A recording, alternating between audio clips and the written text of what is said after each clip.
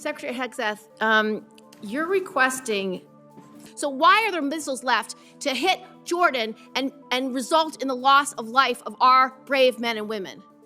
As we stated from the beginning, the Iranian defense industrial base is effectively gone, but they do have underground facilities because they're the world's leading state sponsor of terrorism, and they've spent 47 years trying to hide their missiles under mountains, just like their nuclear capabilities, because they would like to get a nuclear weapon to wield it against us. Of the war to believe, because it's either over or it's not over. It's within 2 weeks or it's not 2 weeks. We have no missiles or we have missiles, and that consternation is why so many New Yorkers are perplexed, stressed out, and find this war to be incredibly unpopular because they don't understand the choices that the president's making. They don't agree with those choices. Secretary Rollins. Much, and thank all of you all for your service to our country.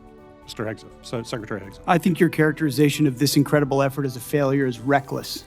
And I think it's irresponsible. And I think it smears the sacrifice of the troops that are out there making on behalf of the American people to ensure that Iran never gets a nuclear weapon. Shame on you and others who call this a quagmire and a failure, and then you want to turn around and say you support the warfighter. Either you do or you don't. Is the nuclear material still there, I can get you a ticket out to CENTCOM and talk to what those Americans are doing, and how committed they are to this effort, and how they want to ensure that Iran never threatens their families with a nuclear weapon. That's the kind of intensity that our warfighters have about making sure that Iran isn't capable of doing that. Secretary Hegseth, if you listen to my comments, you would have heard me say how amazing our warfighters are. I heard failure. And the word heard. I heard exactly what you said. I will tell you how I use the word failure, because I use the word failure to their leaders. You, sir, are the failure, not the men and women who are on that front line, not the men and women who hold up their honor with distinction. But if there's a lack of a winning strategy, they're in harm's way. Their leaders have failed them. And that's what's happening. We have political leadership. You don't have a strategy. You don't have a long-term plan to actually win this war. Win the war.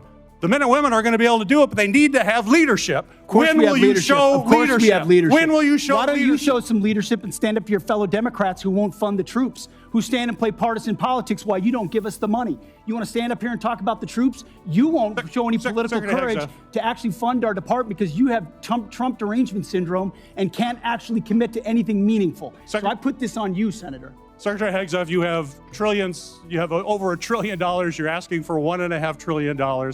It's not a question of money, it's a question of leadership and understanding what it takes to actually win. Political cowardice of Democrats who won't fund the troops. Senator's time has expired. This will conclude our hearing.